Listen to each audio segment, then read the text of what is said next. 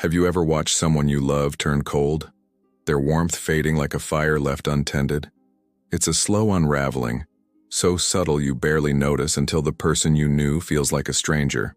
We walk through life assuming goodness is a shield, a fixed trait that holds firm against the storm. But what if it's more fragile than that?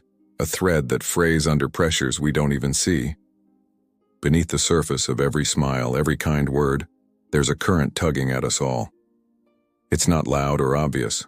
It's a whisper, a nudge that can pull even the gentlest soul into apathy or worse. History doesn't let us forget this. Think of quiet towns where neighbors turned on neighbors, not with horns and claws, but with silence, with choices they never thought they'd make. Today we're peeling back the layers of that mystery. Why do decent people let cruelty bloom, sometimes without lifting a finger? By the end, you'll glimpse the hidden machinery of the human heart, and maybe find a way to steer it back. Let's begin with a moment frozen in time, a study that still echoes in the halls of the mind. Picture ordinary folks, people you'd pass on the street, wired to a machine and told to press a button that delivers pain. They hesitate at first, hands trembling, but a calm voice in a white coat says, "Keep going." And they do. Most of them, past the point where their own hearts scream to stop. This wasn't a tale of villains. It was Stanley Milgram peeling back the curtain on obedience. It's a mirror held up to us all. How far would you go if someone else took the blame? Now step into a different room, one with bars and uniforms where students play roles they didn't choose. In days, the air thickens with power and despair. Guards harden, prisoners crumble, and humanity slips through the cracks. Zimbardo called it the Lucifer Effect, a name that chills the bone because it's not about evil lurking in shadows. It's about everyday people, like you or me, reshaped by the weight of where they stand. Look back at the chapters of the past, the ones we'd rather skip. Soldiers in muddy fields, clerks behind desks. Many weren't born to harm, yet they became cogs in machines of suffering. What bends them isn't a sudden snap, it's a slow drift, a tide of small decisions they didn't question. Authority drapes itself over their shoulders like a heavy coat, and they wear it without looking up. Pause here and breathe. Think of your own days.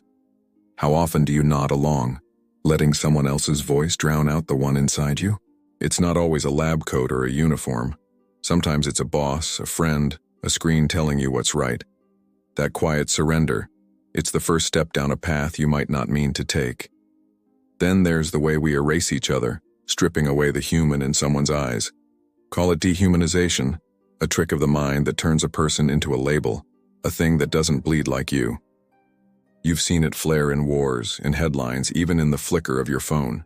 Scroll through comments and faces vanish, replaced by enemies, fools, or ghosts you don't owe a second thought. It's a shield we build without knowing, a wall that lets us shrug off the hurt we cause.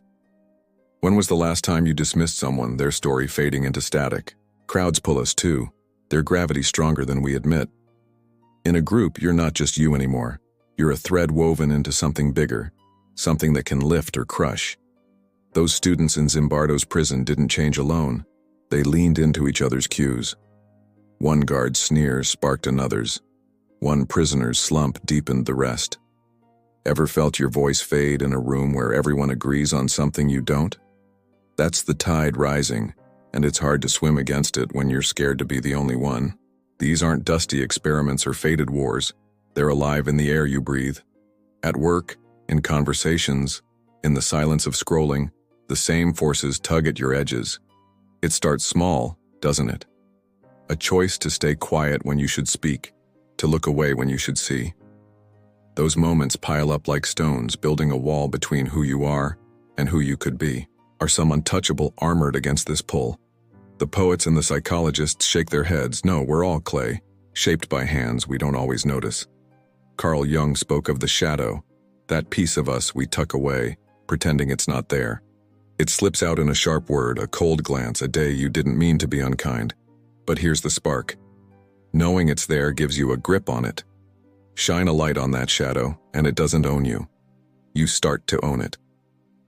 There's another twist the mind plays, a sleight of hand called moral disengagement.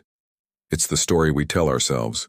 This isn't so bad, or everyone's doing it, until the sting of wrong fades. Think of a time you bent a truth, brushed it off with a shrug. That's the mind paving a road it's easier to walk one step at a time. So how do you hold the line? It begins with a question. Am I excusing something I'd condemn in someone else? It's a raw, jagged thing to ask, but it keeps you awake. And when you stay awake, you see the threads pulling at you before they tighten. Empathy's your anchor here, a tether to the human in front of you. Really look at someone. Feel their weight in the world. And it's harder to let them slip into shadow. Stories do this too. The ones that crack you open and remind you we're all stitched together. A stranger's laugh, a friend's tear, they pull you back from the edge. Who you follow matters more than you think. One voice can drown a nation in venom. Another can call it to rise. Think of the tyrants and the dreamers who've shaped us. You don't need a stage to lead. In your corner, your choices ripple out. Do you stoke the fire of division, or do you plant something that grows? Here's where the light breaks through. The same forces that bend us low can raise us high. A push in the right direction, a hand that steadies you, and suddenly you're more than you were. Moral courage isn't a gift dropped in your lap, it's a muscle you build.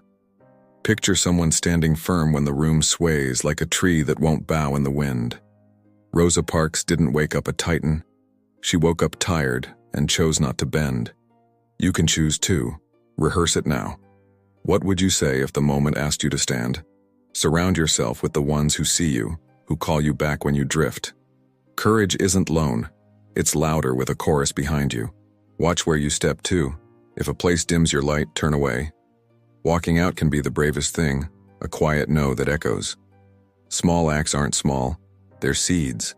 A kind word, a hand reaching down, they ripple further than you'll ever see. Don't skip the reflection. Did you live your truth today, or did you borrow someone else's? It's not about perfection, it's about the slow climb back to yourself. Can we break this cycle, snap the strings that pull us off course? Maybe not entirely, but Zimbardo dreamed of a heroic imagination, a vision of yourself as someone who rises. Start where you stand, hold the door, listen longer, choose the hard right over the easy wrong. Study those who've carved paths through darkness. They're not myths, they're maps. Here's the truth that binds it all. The line between kindness and cruelty doesn't sit out there in the world. It runs through you, through me, a thread we tug one way or another every day. Solzhenitsyn saw it clear. That line cuts the heart in half, and we choose which side to feed. It's heavy, but it's freedom. Every stumble's a chance to turn back. Imagine a world where we all claimed that power, where compassion wasn't a guest, but a tenant. It's not a far-off shore. It's the ground you shape with your next step. So here's the question that lingers, the one I leave with you. When the quiet forces pull, when the moment tests you, what will you choose to grow within yourself?